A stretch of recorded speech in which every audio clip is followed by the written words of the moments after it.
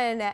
As you well know by now, I am just so thrilled that Andy Muschietti and his creative team managed to take one of Stephen King's most beloved and challenging novels, split it in half, and adapt it into a film that is not just terrifying, but a really earnest, touching tale of coming-of-age friendship, all in just one single feature-length film.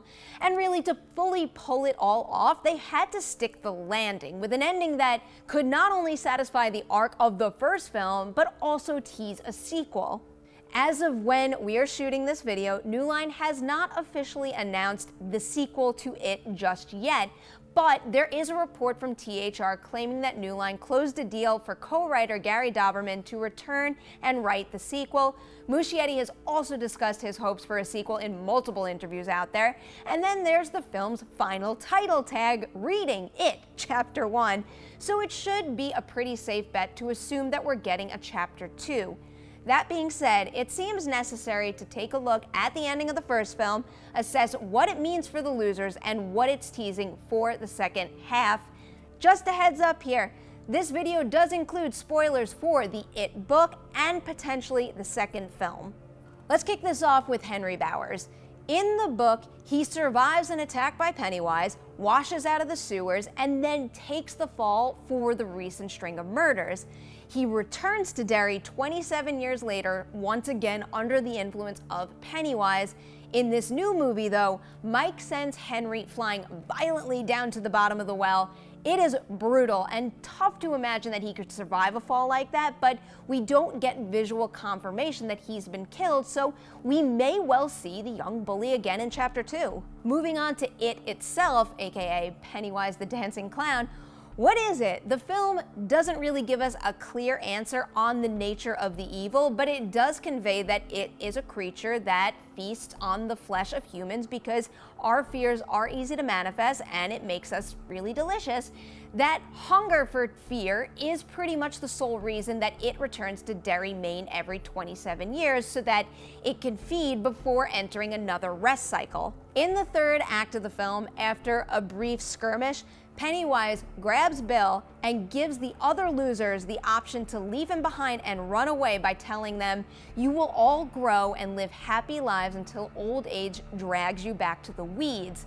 But Richie steps up to the plate in a really big way, and he affirms what Beverly said all along, that they're stronger together as a team, and that the bonding of 7 extraordinarily imaginative minds poses a real threat to it.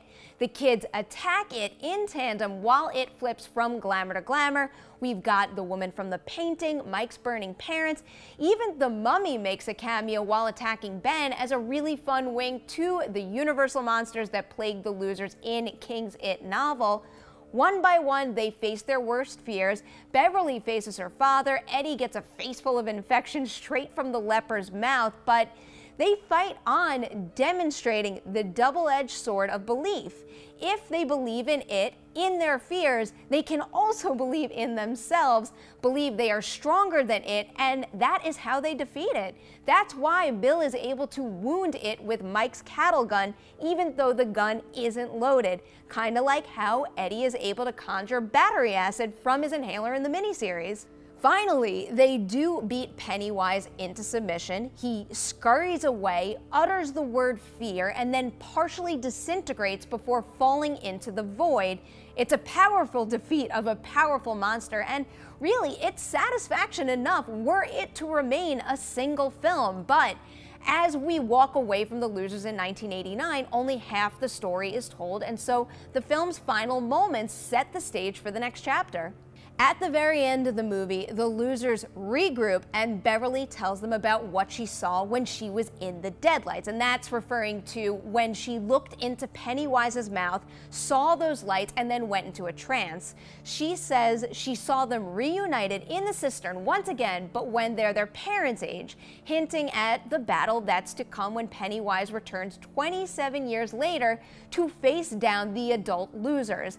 Bill then slices their palms with a shard of glass, and they all swear to return and kill it for good if it ever returns. It's a really sweet moment in the context of the film, but it's also a sad one for those that are familiar with the source material, because it very well could be the last time the losers will all be together if they stick to the details in the book, and it seems like they might, because the order in which they leave is a nod to things to come. Stan goes first, then Eddie, and then the rest of the gang walks away. After they all leave and it's just Bill and Beverly, they share a really sweet moment, but she's heading off to Portland to live with her aunt. Once the losers are separated and once Pennywise's strange magic retreats from this world, they start to forget. They forget what happened in the sewers, they kind of forget the bond they share, they forget it all really, and they go on with their separate lives for nearly 3 decades until Pennywise returns and they're summoned back to Derry. So given what we see go down in this new movie, and also what we know happens in the book, that's the It ending explained. What did you think of the It ending? What are you hoping to see in Chapter 2 when it happens? Sound off in the comments section below, and we're gonna see you real soon with even more It coverage.